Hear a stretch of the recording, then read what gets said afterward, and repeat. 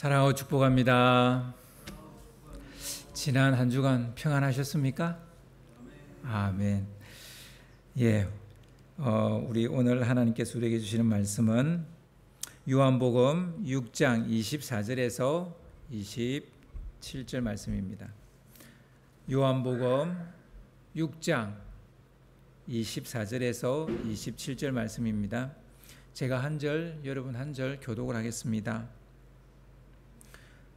무리가 거기에 예수도 안 계시고 제자들도 없음을 보고 곧 배들을 타고 예수를 찾으러 가브나움으로 가서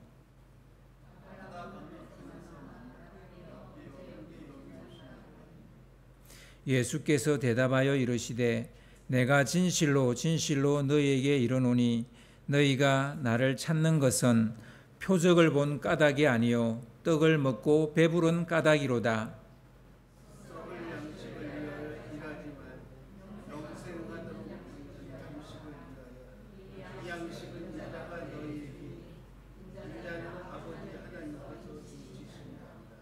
아멘.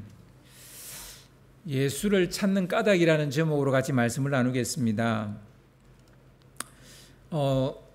우리가 오늘 이 말씀을 이해하려면 우리가 앞뒤 그 전후 문맥을 이해하셔야 되는데요.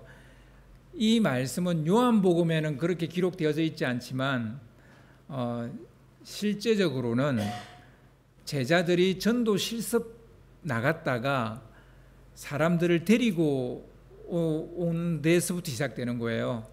그래서 그 제자들이 전도를 할 때 어떤 말로 어떻게 전도했는지 정확한 워딩은 저도 모르고 우리 잘 모르죠. 그렇지만 이랬을 것 같아요. 우리를 구원하실 그리스도가 오셨습니다. 와서 한번 보세요. 이렇게 했을 것 같아요. 요한복음에도 보면 와보라 이런 얘기를 이제 제자들이 또 제자들한테 하지 않습니까? 그러니까 이렇게 이제 전도했을 때 적지 않은 사람들이 예수님께로 나온 거예요. 올 때 이제 그 제자들을 따라서 이렇게 왔다 그랬습니다. 그렇게 이제 예수를 찾은 사람들의 수가 무려 5,000명이나 되었습니다. 근데 예수님이 이제 이들을 확 흩어버렸잖아요. 그리고 그 다음날 또다시 모였어요. 또다시 5,000명이 모인 것 같지는 않고요. 좀 더 적은 숫자가 아마 다시 예수님을 찾아온 게 아닌가 싶습니다. 그 배경에서 오늘 말씀을 이해하셔야 됩니다. 예수님은 제자들이 데리고 온 무리들을 보시고선 그들에게 어떻게 했습니까?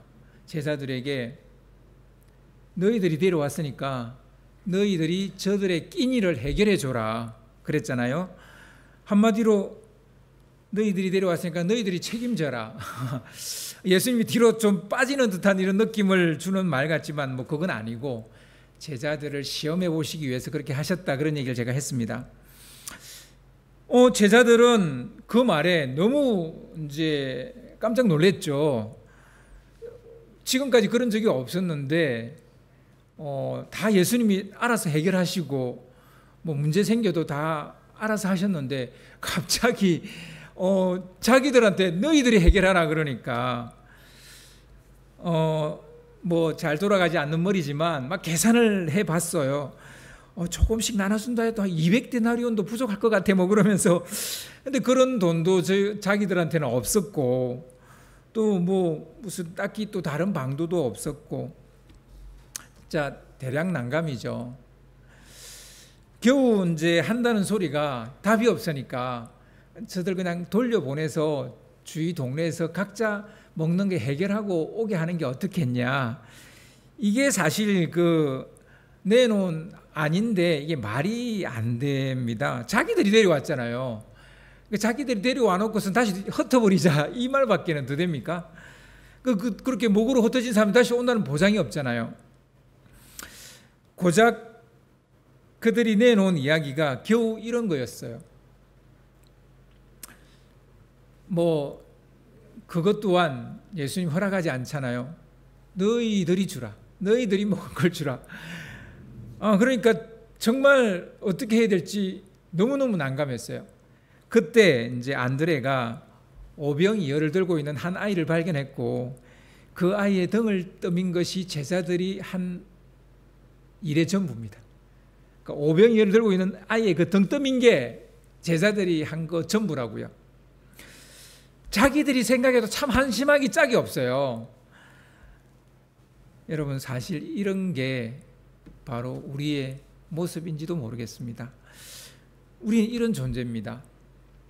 책임을 져야 할 자리에 있지만 막상 우리가 할 수 있는 게 거의 없는 무능한 존재. 그렇다고 우리 자신을 지나치게 비하하거나 혹은 비난하지는 맙시다. 우리에게 이런 연약함과 부족함과 무능함이 없었다면 우리가 주님을 찾았겠습니까? 우리의 이런 못난 점들에 어쩌면 우리가 또 감사해야 될지도 모르겠습니다. 그렇다고 맨날 못난 모습으로 살아라 이런 얘기는 아니지만 그래도 이런 못난 모습이 우리 안에 있다 보니 이제 우리가 주님을 찾게 되는 것도 맞는 말이잖아요. 이렇게 형편없는 존재가 아니었다면 우리는 하나님을 일절 찾지 않았을 겁니다. 여러분 동의하세요? 저는 동의해요. 항상 이런 문제가 있고 저런 문제가 있으니까 기도하고 하나님 앞에 엎드리더라고요. 목사라고 해서 다르지 않더라고요. 저도 제 삶에 똥줄이 땡겨야 하나님 앞에 엎드리더라고요. 뭔가 생각대로 안 될 때 하나님께 엎드리더라고요. 저는 이거에 동의가 됩니다. 아마 여러분도 크게 다르지 않을 것 같아요. 사람이 주님을 찾는 까닭은 태생적 한계, 현실적 한계 때문이 아닐까요? 현실적인 문제, 태생적인 문제. 우리가 그렇게 태어났으니까. 그런 한계들 때문에 우리가 하나님을 찾는 거 아닐까요? 예수님께서 제자들에게 너희가 먹을 것을 주어라고 말한 이유를 저는 알 것 같아요. 왜 예수님이 이렇게 했을까? 태생적 한계와 현실적 한계에 직면하게 한 거예요. 니네들이 얼마나 무능한지를 깨달으라는 거예요. 사람은 이런 한계 앞에서 자신을 보게 되고 자기 자각을 하게 됩니다. 이런 자각이 있어야 우리는 하나님을 찾게 됩니다. 하나님 참 왜 이래요? 째째하게 왜 이런 식으로 해야 돼요라고 말하지만 이렇게 하지 않으면 우리가 하나님을 안 찾는다고요. 어쩌면 갈릴리 호수에서 폭풍과 씨름하게 한 이유도 제자들이 자기 자각을 하게 하려는 것 아닐까요? 그들은 사실 업으로 잔뼈가 굵은 자들입니다. 고기 잡는 것, 갈릴리 호수에 대해서는 전문가예요. 그런데 아무리 노를 저어도 요한복음은 한 발자국도 앞으로 나가지 못했다고 기록을 하고 있어요. 왜 이런 기록을 했을까요? 그게 너희들이라는 거예요. 자연의 힘 앞에서 한낱 미물에 불과하다라는 것을 깨닫게 하려는 것 아니겠습니까? 예수님이 1년에 이런 경험들을 통해서, 그러니까 너희들이 먹을 걸 주라 했는데 먹일 수 없는 자신들의 너무나 무능한 모습, 그리고 갈릴리 호수에 폭풍이 일어났을 때 한 발자국도 앞으로 나가지 못하는 자기들, 이런 경험들을 통해 제자들에게 주님이 요구하시는 게 무엇일까요? 왜 이런 경험을 하게 했을까요? 예수님을 그들 안에 모시는 순간 폭풍은 잔잔해지고 바로 단박에 그 목적지에 도착했다, 이렇게 성경은 기록하고 있습니다. 이걸 통해서 뭘 깨닫게 하려고 하시는 것일까요? 너희들의 그런 태생적 한계, 현실적 한계, 이런 걸 통해서 하나님을 찾고 의지하라는 거예요. 찾고 의지하는 법을 배우라는 거예요. 주님과 동행하고 함께하는 법을 배우라는 거예요. 그러니까 난 예수님 믿고 제자가 됐어. 그럼 끝입니까? 아니라는 거예요. 예수님 믿고 제자가 됐고 예수님을 따르는 사람이 됐지만 여전히 삶은 녹록지 않기 때문에 주님과 동행하고 함께하는 법을 배우라는 거예요. 그분을 의지하고 그분에게 도움을 구하라는 거예요. 도움을 요청하는 법을 배우라는 거예요. 한마디로 주의 능력 안에서 살아가는 법을 배우라는 거예요. 그냥 제자만 됐다고 해서 끝이 아니에요. 뭐 우리가 천국 가는 티켓을 얻었다고 해봅시다. 뭐 그것도 확실한 것도 아니지만 얻었다고 해봅시다. 그럼 이 땅에서 삶은 천국의 삶입니까? 그건 아닌 거예요. 천국 티켓을 얻었다고 해서 이 땅에 남은 삶이 천국의 삶은 아니라니까요.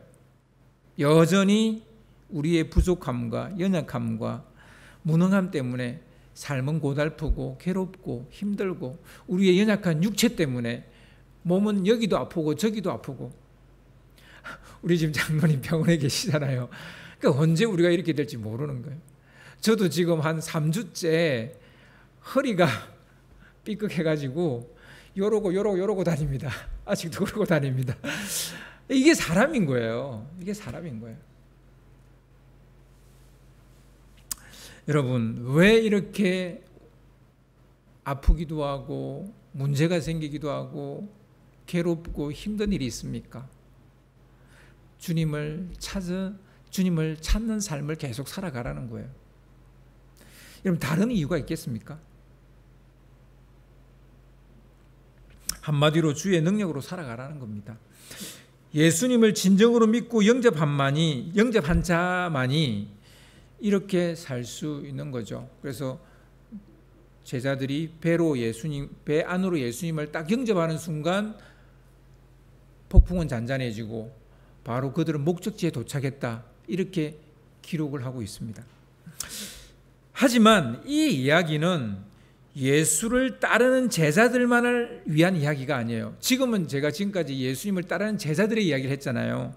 근데 예수를 따르는 제자들에게 주는 메시지이기도 하지만 동시에 예수를 찾는 사람들의 그들을 위한 메시지이기도 하다는 걸 우리가 오늘 이야기하려고 합니다.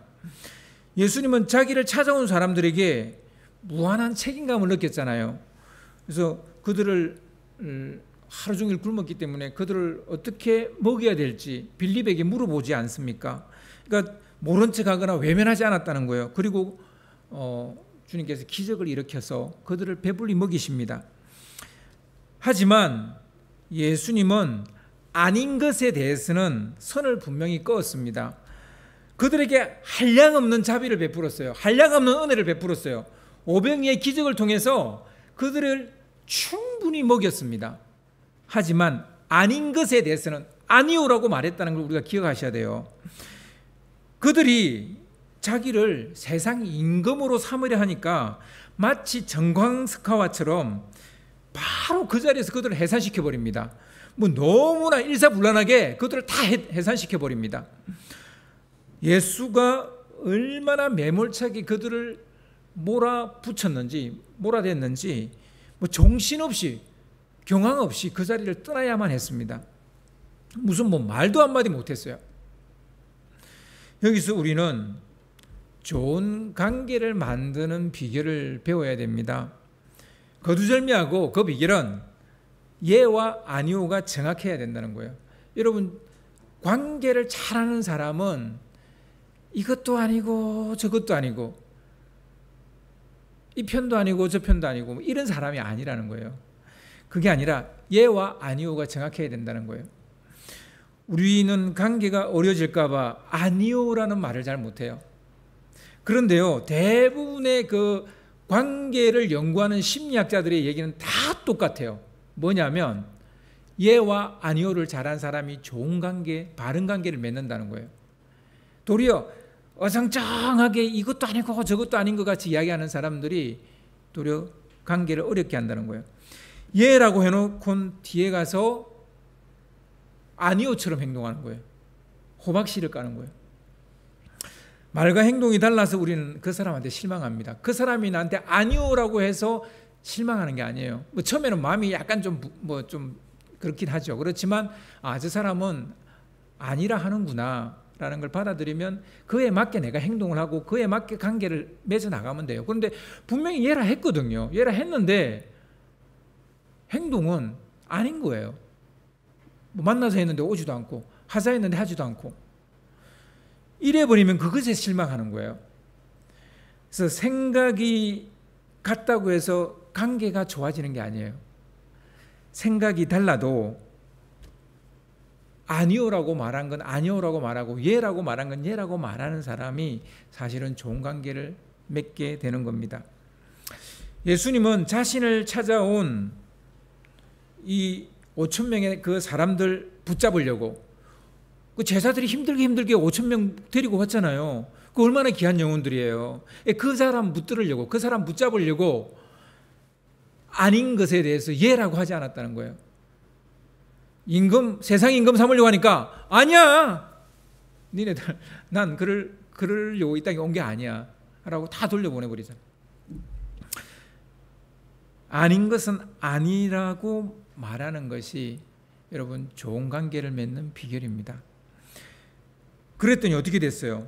그렇게 다 돌려보냈더니 그 다음날 이제 추려진 사람, 진짜 더 진리를 알고 싶은 사람, 진짜 더 예수님에 대해서 알고 싶은 사람들만 이제 오는 거예요. 여러분 5천 명 붙잡는다고 해서 그 사람들이 다 내 사람이 됩니까? 아니에요. 모든 기회가 주어졌다고 해서 모든 기회 잡으면 그 기회가 다 내게 됩니까? 아니에요. 여러분 그것을 가려내야 돼요. 추려내야 돼요. 아닌 것은 아니라고 해야 진짜 나한테 기회가 될 수 있는 거가 내 손에 잡히는 거예요. 다 잡으려다가 다 놓치는 경우가 있죠. 관계도 그렇고 여러분 일도 그래요. 다 잡으려고 하지 마세요. 거기에서부터 일이 어그러지고 삐그러지는 거예요.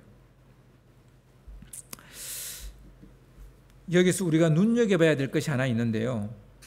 그들이 이제 그 다음날 이튿날 다시 오거든요. 다시 이제 예수님 찾으러 오거든요. 뭐 숫자가 얼마인지는 기록하지 않으니까 알 수는 없는데 하여튼 여러 배가 왔어요. 한 척이 아니라 여러 배가 왔다 이렇게 기록을 하고 있기 때문에 뭐 5천 명까지는 아니더라도 작은 숫자는 아니었던 것 같아요. 이제 그들이 올 때 그들은 제자들을 찾아가지 않았어요. 바로 다이렉트로 예수님을 찾으려고 했다는 겁니다. 이제 매개자 없이 바로 예수님께 나가려고 한다는 거예요. 바로 이것이 그리스도인이 되어서 가는 과정이라 할 수 있습니다. 처음에는 매개자 혹은 소개자가 필요합니다. 그래서 전도라는 게 필요해요. 뭐 전하지 않는데 누가 듣겠습니까? 듣지 않았는데 누가 믿겠습니까? 그러니까 누군가는 들어야 믿게 되고 또 누가 들으려면 누군가는 가서 전해야 되는 거죠. 매개자를 통해 예수님을 진정으로 만나게 되면 이제 처음에는 제자들을 통해서 예수님께 그들이 나왔잖아요. 그렇게 해서 예수님을 만나게 되면 그 사람은 더 이상 매개자를 필요하지 않습니다. 직접 예수님을 찾아갈 수 있게 되는 거죠. 하지만 복음을 듣고 교회도 몇 번 나오고 예배도 참석했지만 예수님을 만나지 못한 사람들이 있다는 거예요. 그러니까 아직까지 매개자가 더 필요한 사람, 헬프가 더 필요한 사람. 근데 이런 사람이 의외로 많아요. 그러니까 딱 교회 딱 한 번 와서 교회 한 번 와서 뭐 설교 한 번 듣고 나 예수 믿겠습니다 하는 사람보다는 여러 번 왔지만 여전히 내가 믿어야 되나 말아야 되나 고민하는 사람들이 더 많다고요. 그래서 이런 매개자의 역할이 더 필요한 사람이 있고 그렇지 못한 사람이 있는데, 그러나 분명한 건 예수님을 개인적으로 만난 사람은, 인격적으로 만난 사람은 매개자가 더 이상 필요 없다라는 겁니다. 바로 예수님을 찾아가면 되는 거예요. 하여튼 이런 단계에 들어선 사람 우리는 구도자라고 말합니다. 이제 남의 도움 받지 않고 내가 예수님을 더 알아가려고 하는 사람, 뭐 개인적으로 혼자 와서 기도하기도 하고 개인적으로 성경 읽기도 하고 이제 이런 사람은 구도자의 자리에 들어선 거죠. 뭐 예수님을 아직 완전히 뭐 믿지는 않았을지 몰라도 이제 하나님을 찾는 구도자가 된 거죠. 이 단계를 넘어서면, 이제 이 구도자의 단계를 넘어서면 그는 예수님을 따르는 사람이 됩니다. 우리는 이런 사람을 제자라고 불러요. 그래서 이제 예수님을 온전히 믿고 따르는 사람이 되는 거죠. 물론 이 단계에 들어섰다고 해서 뭐 평생 예수를 따르는 자가 되는 건 아니에요. 이 단계에 들어섰다가도 후퇴하는 사람이 있어요. 믿음이 떨어지는 사람이 있다고요. 그래서 오늘 이 이야기의 엔딩에 속하는 말씀이 요한복음 6장 66절인데요. 여러분 이 666을 잘 보세요. 요한복음 6장 66절을 잘 보세요. 그때부터 그의 제자 중에서 많은 사람이 떠나가고 다시 그와 함께 다니지 아니하더라. 여러분, 뭐 짐승의 숫자 666이 뭡니까? 예수님을 믿다 떠나간 사람들이에요. 여러분, 그렇습니다. 이 이야기의 마지막이 뭐냐면 5천 명이라는 사람이 왔는데 거의 떠나갔다는 거예요. 거의 떠나가고 소수만 남았다는 얘기가 이 이야기의 결론이에요. 엔딩이 그렇게 돼 있어요. 그래서 여러분, 이 숫자에 너무 현혹되시면 안 돼요. 뭐 숫자 이거 너무 좋아하시면 안 돼요. 저는 개인적으로는 그렇게 생각해요. 뭐 동의 안 하시는 분도 계시겠지만 저는 큰 교회일수록 구도자는 많고 진짜 예수를 따르는 제자는 적다고 봐요. 그러니까 퍼센테이지를 말하는 겁니다. 퍼센테이지를, 숫자가 아니고 퍼센테이지를. 여러분, 작은 교회 노는 게 쉽지가 않아요. 어려워요. 그래서 작은 교회 다니는 사람이 더 진짜일 가능성이 높아요. 다 그렇다는 건 아니고 작은 교회도 뭐 믿음 없이 다니는 사람도 있을 수도 있어요. 그런데 작은 교회는 노출되는 게 너무 많기 때문에 진짜일 가능성이 좀 더 높다고요. 그 비율이 높다고요. 퍼센테이지가 높다고요. 그래서 여러분, 작은 교회 다니시는 여러분 잘하고 계십니다. 예, 뭐 이게 위로가 되는지 모르겠지만 하여튼 그렇습니다. 한동안 예수를 따르는 제자였는데 어째서 떠났을까요? 두 번째 단계를 통과하지 못했기 때문이에요. 요한복음 6장 68절과 69절을 보면요, 그 두 번째 단계가 뭔지를 우리가 알 수 있거든요. 요한복음 6장 68절 보겠습니다. 시몬 베드로가 대답하되 주여, 영생의 말씀이 주께 있사오니 우리가 누구에게로 가오리까? 우리가 주는 하나님의 거룩하신 자인 줄 믿고 알아사옵나이다. 베드로의 지금 고백이거든요. 그러니까 많은 제자들이 떠난 후에 예수님이 12 제자들에게 물었어요. 너희도 가려느냐? 그때 베드로가 이렇게 대답을 한 겁니다. 영생의 말씀이 주께 있는데 우리가 어디로 갑니까? 예수님이 누군지, 우리에게 어떤 것을 주실 수 있는 분인지를 알고 있었기 때문에 베드로와 12 제자들은 떠나지 않았어요. 이것을 알지 못하면 결국 떠나게 되는 거예요. 그러니까 두 번째 단계가 뭐냐면 예수님이 누구신가? 그분은 나에게 어떤 분이신가? 그거를 알아야만 이 두 번째 단계를 통과하게 되는 거예요. 그걸 믿어야만 이 두 번째 단계를 통과하게 되는 거예요. 그런데 이 모인 사람들, 첫 번째 모일 때 5천 명 말고 이 두 번째로 모인 사람들조차도 영생의 말씀이 주님께 있다는 것을 받아들이지 못했기 때문에 결국 떠나는 거예요. 여러분, 뭐 교회 한두 분 나오셨다가 안 나오시는 분들이 있을 수 있습니다. 왜 그럴까가 아니라 성경은 그럴 수 있다라고 말합니다. 안타깝지만 그럴 수 있다는 거예요. 다시 예수를 찾아 나선 사람들의 그 이야기로 좀 더 돌아갑시다. 그들은 이제 이튿날 예수님을 다시 이제 찾아 나섰는데 그들이 어디로 가야 예수님을 만날 수 있을까요? 그들이 예수님을 마지막으로 본 것은 그들이 있는 디베랴 바다 건너편 베세다였죠. 베세다에서 예수님을 마지막으로 봤죠. 그들이 이제 디베랴에서 배를 타고 왔기 때문에 그들의 입장에서는 뭐 베세다로 가는 건 당연한 거죠. 거기에서 예수님을 마지막으로 봤으니까. 예수가 홀로 그곳에 남아 산으로 가는 것을 두 눈으로 목격했죠.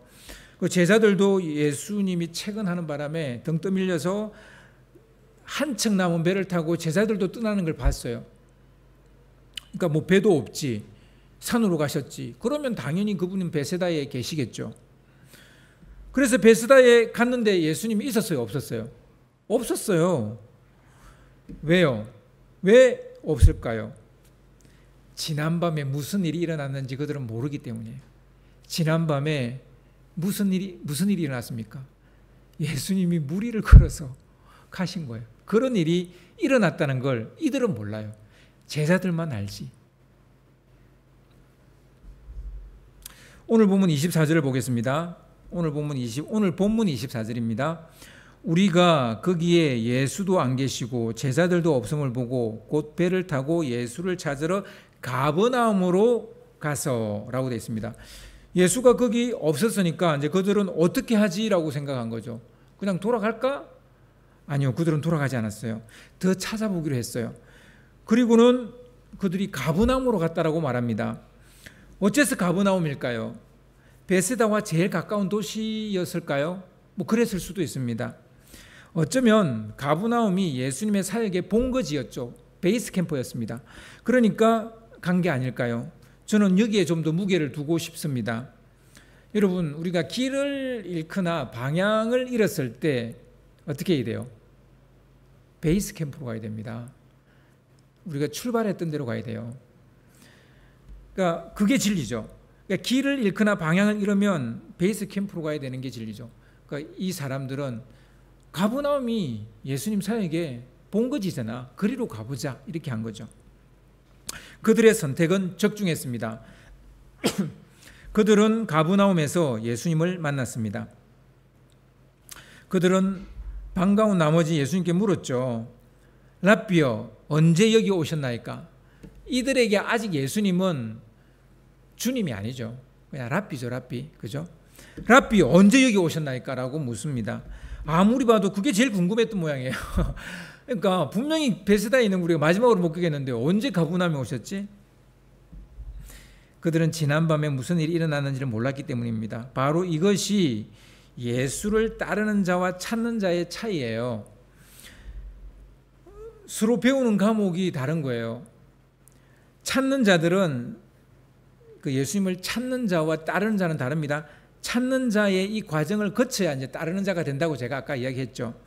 찾는 자들은 생각지 못하는 일들을 이제 그러니까 예수님을 찾는 자가 아니라 예수님을 따르는 자들은 그들이 여러 가지 경험을 통해서 계속 예수님을 배우고 있습니다. 그러니까 제자들은 폭풍을 만남으로 더 예수님을 새롭게 경험하고 배우게 되죠. 이는 이제 제자들이 배워야 될 과목이죠. 끊임없이 예수님을 믿고 의지하는 법을 배웁니다. 그러나 찾는 자들은 아직 그 세계를 경험할 수 없어요. 아직 예수님을 개인적으로 영접도 안 했는데 무리를 걷고 뭐 이런 것들이 그들에게는 필요 없는 과목이에요. 배울 필요가 없는 과목. 그들이 배워야 되는 것은 바로 오늘 본문 26절을 보시면 그들이 배워야 될 과목이 나옵니다. 오늘 본문 26절을 좀 띄워주세요. 예수께서 대답하여 이르시되 내가 진실로 진실로 너희에게 이르노니 너희가 나를 찾는 것은 표적을 본 까닭이 아니요 떡을 먹고 배부른 까닭이로다.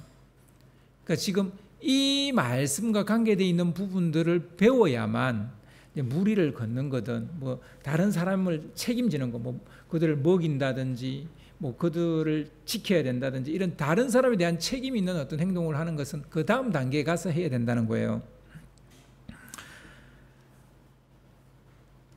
예수님은 자기를 다시 찾아온 이들에게 이렇게 말을 한 겁니다. 표적을 본 까닭이 아니라 떡을 먹고 배부른 까닭에 나를 찾는구나. 여러분 이게 무슨 말일까요? 여러분 그거 아세요? 사람은 놀랍고 신기하고 새로운 것을 알고자 하는 욕구가 굉장히 크다는 거예요. 그러니까 표적은 이런 신기하고 놀라운 것이죠. 인류학자들이 인류를 연구하는 인류학자들의 말에 의하면 인간의 호기심이 인간을 인간되게 했다는 말을 합니다. 그러니까 왜 인간이 모든 만물과 다른가? 인간에게 다른 것이 여러 가지가 있겠지만 그 중에 하나 호기심으로 이야기합니다. 인간은 호기심이 많아요. 특히 신기하고 새롭고 놀라운 거 이런 것들. 여러분 스마트폰 뭐 유튜브에 들어가서 계속 뭔가 새로운 걸 보시잖아요. 새롭게 일어나는 일도 알고 싶고 새로운 지식도 알고 싶고 지금 세상이 어떻게 돌아가는지도 알고 싶고 그러니까 계속 보잖아요. 이 호기심 때문에 그래요. 호기심. 알고 싶어하는 욕구. 사람은 이 알고 싶어하는 욕구가 굉장히 큽니다. 그리고 사람은 끊임없이 자기가 하는 일에 확신을 가지고 싶어 합니다. 그러니까 왜 알고 싶어 하냐면 자기가 하고자 하는 일, 가고자 하는 길에 확신을 얻고 싶어서 내가 하고 있는 이 일이 정말 맞나? 그리고 잘 될까라는 그 확신을 얻고 싶어서 끊임없이 뉴스 보고 공부하고 책 보고 막 그러는 거예요. 이 호기심도, 그러니까 이 확신을 가지고 싶어서 호기심을 가지는 거예요. 그 확신을 주는 게 뭡니까? 표적이죠, 표적. 그러나 이것보다 더 강력한 동기 유발 인자가 있어요. 우리를 움직이게 하는, 우리를 누군가를 찾아가게 만들고 호기심을 갖게 만드는 더 강력한 동기 유발 인자가 있는데 그게 뭐냐면요, 먹고 사는 문제입니다. 그 얘기일 수 있겠지만 생존 본능을 능가하는 것은 사실 없어요, 우리에게. 여러분이 예수를 믿는 것이 신기하고 놀라운 것을 보고자 함입니까? 기적을 보고 싶어서 여러분 예수 믿으세요? 그래요? 그건 아니에요. 그런 것 같아 보이는데 아니라니까요. 결국은 먹고 사는 문제가 좀 해결되고 싶어서 우리 예수 믿는 거예요. 그렇게 표적이 일어났어요. 근데 그게 나하고 무슨 상관이 있어요? 상관이 없으면 아무것도 아닌 거예요. 결국은 먹고 사는 문제, 이 문제 때문에 우리가 표적을 구한다니까요. 여러분, 예수를 믿는 것이 신기하고 놀라운 것을 보고자 함이 아니에요. 솔직히 우리 각자 하는 일에 복을 받기 위함이에요. 어떤 이들은 이를 기복신앙이라고 말하죠. 무척이나 잘못된 신앙인 양 말합니다. 기복신앙이 되게 잘못된 것처럼 막 말해요. 여러분, 과연 그렇습니까? 여러분, 기복신앙이 잘못됐다 그러면 이 세상에 가짜 크리스찬들은 셀 수가 없어요. 기복신앙이 잘못된 게 아니라 문제는 기복신앙만 가지고 있는 게 잘못이에요. 여러분, 하나님께 복을 구하는 게 뭐가 잘못됐어요? 근데 맨날 복만 구하니까 그게 이제 문제라는 거예요. 사람은 죽기 전까지 가장 본능적인 먹고 사는 문제에 벗어날 수가 없어요. 그러니까 복을 구할 수밖에 없다니까요. 이거 인정하셔야 됩니다. 주님께 복을 구하는 것이 좋은 믿음이죠. 이게 나쁜 믿음입니까? 지금 예수님이 먹고 배부른 까닭에 나를 찾는다고 말씀하실 때 이게 꾸짖는 거로 들려요? 저는 그렇게 들리지 않더라고요. 그래, 이게 사람이지. 나도 이 굴레에서 벗어날 수 없는 한낱 사람이지. 저는 그렇게 생각해요. 하나님께 복을 구하실 때 여러분 마음껏 구하세요. 온 힘을 다해서 구하세요. 이거 기복신앙 아닌가? 그러면서 겁먹지 마시고.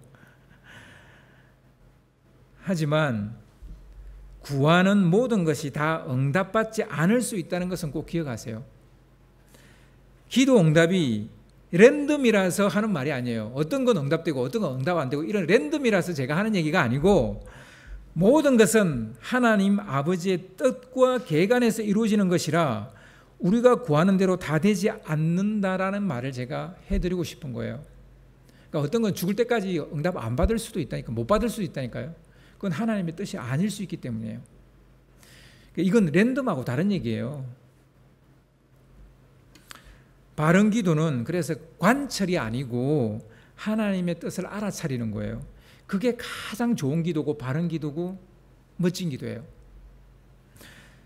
당연한 것이지만 사람은 생존과 생명을 위해서 양식을 구해야 됩니다.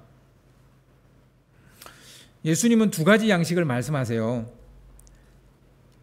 오늘 본문 27절을 보시면 두 가지 양식이 나오는데요. 27절을 보세요. 썩을 양식을 위하여 일하지 말고 영생하도록 있는 양식을 위하여 하라. 이 양식은 인자가 너희에게 주리니 인자는 아버지 하나님께서 인치신 자니라 라는 말씀이 나옵니다. 하나는 썩을 양식이고요, 다른 하나는 영생하도록 있는 양식입니다. 여러분, 썩을 양식이 무엇입니까? 우리 몸은 죽으면 바로 썩어 없어지죠.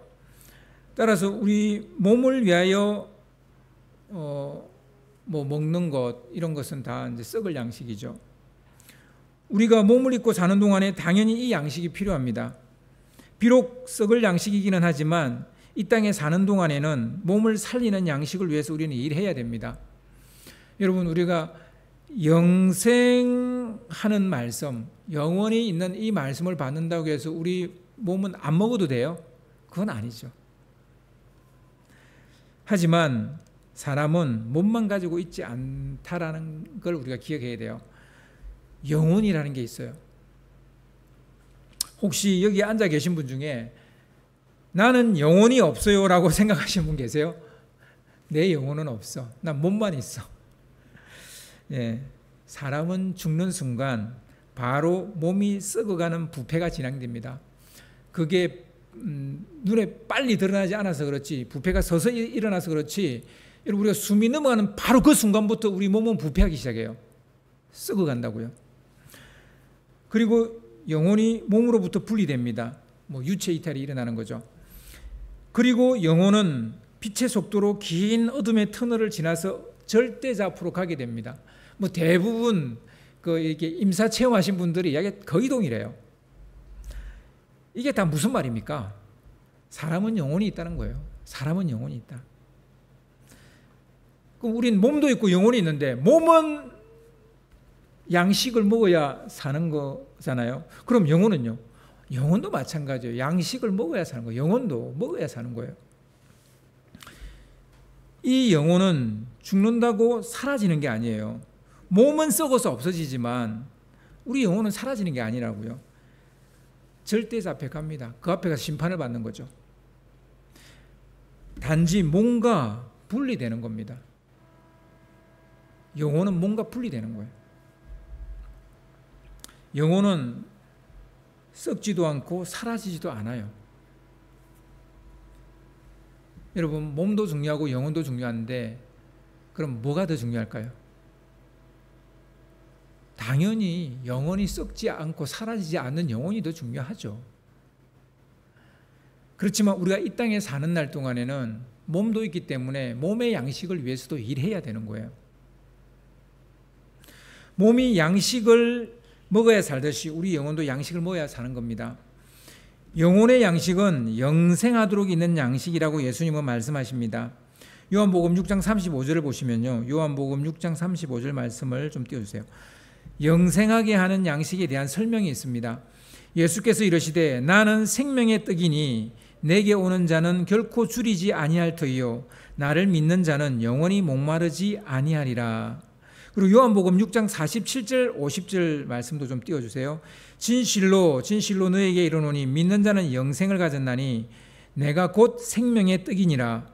너희 조상들은 광야에서 만나를 먹었어도 죽었거니와 이는 하늘에서 내려오는 떡이니 사람으로 하여금 먹고 죽지 아니하게 하는 것이니라. 아멘. 예수님은 자신이 하늘에서 내려온 살아있는 생명의 떡이라고 말합니다. 그러니까 영혼의 양식은 예수님 자신이라는 거예요. 자신이 생명의 떡이라고 말씀하십니다. 그러자 예수를 찾아온 사람들이 뭐라고 그러냐면 당신을 믿을 수 있도록 표적을 우리에게 보여달라 이렇게 이야기합니다. 그러면서 이제 모세 이야기를 하는 거예요. 모세는 우리 조상들한테 광야에서 만나를 줬다. 그렇게 이야기하면서 당신이 하나님으로부터 온 그 영원한 생명의 떡이라면 그것을 표적으로 보여달라 그래요. 참 못됐죠. 참 못됐어요. 사람들이 참 못됐어요. 어제 오병이의 기적 봤잖아요. 결국 표적을 원하는 것이 아닌 거죠. 표적을 봐도 믿음이 생기지 않는다는 거죠. 조상들이 광야에서 먹었던 만나를 우리도 먹게 해달라는 거예요. 그러니까 우리 먹는 문제를 해결해 달라는 거예요. 결국 이들이 원하는 건 표적이에요? 아니에요. 우리 먹는 거 해결해 달라는 거예요. 예수님은 그들의 말을 듣고 뭐라고 말씀하시냐면 광야에서 너희 조상들이 먹었던 그 만나는 모세가 준 게 아니고 그것 또한 하나님 아버지께서 주신 것이다 라고 말합니다. 그리고 그것은 썩어 없어질 육체를 위한 것들이라고 말합니다. 영원히 죽지 않는 영혼을 위한 떡을 먹어야 산다는 이야기도 덧붙여서 이야기하십니다. 그 생명의 떡이 바로 곧 나다라는 거예요. 여러분, 이 세계에서 가장 큰 표적은 예수님 자신이에요. 예수님이 가장 큰 표적이에요. 하나님의 아들이 인간의 몸을 입고 왔다고요. 그분이 인간을 위해서 십자가를 지셨다고요.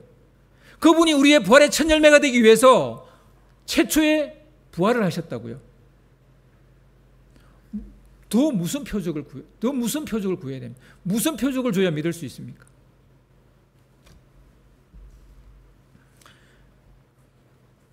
그러자 예수를 찾아온 사람들이 뭐라고 그럽니까?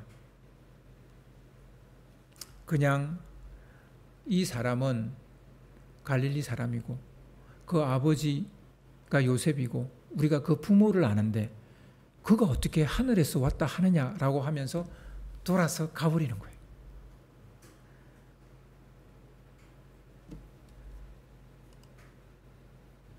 참 슬픈 얘기죠.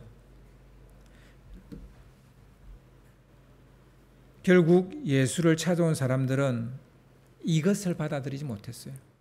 둘째 과목을 받아들이지 못했어요. 둘째 단계에서 돌아서 버리는 거예요. 예수를 찾는 사람은 되었지만 믿는 사람이 되지 못한 거예요. 구도자 자리까지는 올라왔는데 거기에서 돌아서 버린 거예요. 분명 우리 삶의 자리는 광야입니다. 그리고 오늘 이 말씀의 배경이 빈들인 것처럼 빈들입니다. 우리 삶은 광야고 빈들입니다. 광야와 빈들이 무슨 뜻입니까? 먹을 것을 구하기가 어려운 곳이라는 얘기예요. 그게 우리가 사는 세상이에요. 먹고 살기가 쉽지 않은 세상. 그렇게 쉬운 게 하나도 없어요. 여전히 기술은 발달했어요. 어마어마하게 발달해가지고 사람 같은 AI가 나오는 시대가 됐어요. 그래서 그 기술이 발달했는데 우리 삶이 좀 좋습니까? 좋아졌습니까? 아니요. 여전히 우리는 광야예요. 여전히 빈들이고 여전히 먹고 사는 문제 고민해야 되고 여전히 어떤 직업을 가져야 될지 알지 못하는 그런 세계에 우리는 있어요. 먹고 사는 문제는 항상 우리가 직면하고 있는 문제이고 풀어야 될 최고의 과제입니다. 비록 썩을 몸이지만 몸을 위한 양식을 구하지 않을 수 없습니다. 그것을 위해 일하지 않을 수 없습니다. 하지만 인정이 됩니다. 육체는 언젠가 썩어 없어진다는 겁니다.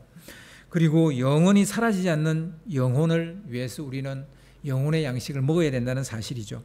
마지막으로 예수님은 이 두 가지 양식을 다 풍성하게 주실 수 있는 분이라는 얘기입니다. 아멘. 하나님의 뜻은 분명합니다. 우리를 살리는 거예요. 요한복음 6장 39절 40절 말씀을 보겠습니다. 요한복음 6장 39절 40절 나를 보내신 이의 뜻은 내게 주신 자 중에 내가 하나도 잃어버리지 아니하고 마지막 날에 다시 살리는 이것이니라. 내 아버지의 뜻은 아들을 보고 믿는 자마다 영생을 얻는 이것이니 마지막 날에 내가 이를 다시 살리리라 하시니라. 주님은 계속 반복해서 당신이 이 땅에 오신 이유 그리고 하나님의 뜻 그것을 이루기 위해서 왔다는 얘기를 합니다. 그 하나님의 뜻이 뭐냐? 우리 몸만 살리려고 오신 게 아니라는 거예요. 육체의 필요, 현실적인 필요만 채우려고 오신 게 아니라는 거예요. 우리의 영혼까지 살리려고 오셨다라는 얘기를 계속하고 있습니다. 그것이 하나님 아버지의 뜻이라는 거예요. 이 진리를 이해하고 받아들이지 못하는 사람은 남의 인생을 책임지는 이야기를 할 수 있을까요? 우리 몸뿐만 아니라 영혼까지 좌지우지하시는 주님을 인정하지 않으면서 생명에 대해서 이야기할 수 있을까요? 우리는 살면서 누군가의 인생의 짐을 지어주고 싶어 합니다. 제자들이 몰려오는 그 사람들에게 어떻게 저들을 먹일까 고민하는 것처럼 우리는 살다 보면 지켜주고 싶은 사람이 있습니다. 대부분은 우리 자녀고 가족이죠. 책임지고 싶은 사람 있습니다. 그런데요, 내가 누군가를 책임져야 된다, 지켜주고 싶다, 그들의 인생 짐을 지어주고 싶다, 이런 우리 마음이 있습니다. 그런데요, 여러분 자신은 정말 살았습니까? 자식이고 뭐고 간에 부모고 뭐고 간에 여러분 자신 말이에요. 여러분 자신은 살았냐고요? 여러분 자신은 구원받았냐고요? 여러분 자신은 생명의 떡을 먹었냐고요.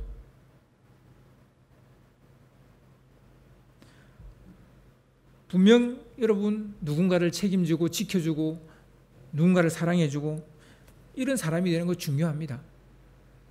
그러나 반드시 기억해야 될 것이 있습니다. 이것보다 먼저 배워야 될 인생 과목이 있다는 사실요. 그건 당신이 하나님을 찾는 사람이냐라는 거예요. 예수님을 찾는 사람이냐. 그리고 그 단계를 뛰어넘어서 예수님을 따르는 사람이 되어진다는 거예요. 영생하도록 있는 양식은 하나님의 뜻을 이루기 위해 이 땅에 오신 예수 그리스도를 믿는 것입니다. 예수님만이 하늘에서 내려온 생명의 떡인 것입니다. 이 사실을 놓치지 않는 여러분 되시길 주님의 이름으로 축원합니다. 이 말